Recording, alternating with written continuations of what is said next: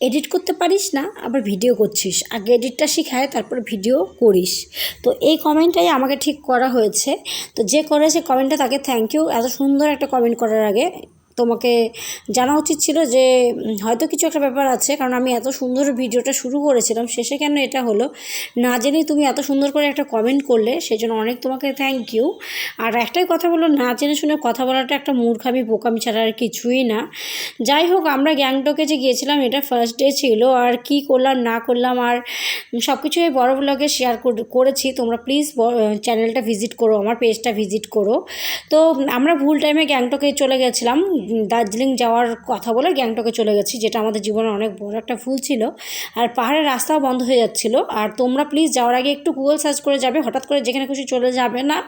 আর plus এখন পাহাড়ে যেও না, বিশেষ করে গ্যাংটক, কারণ এখন দেখার মতো তেমন কিছুই নেই, পরে যেও।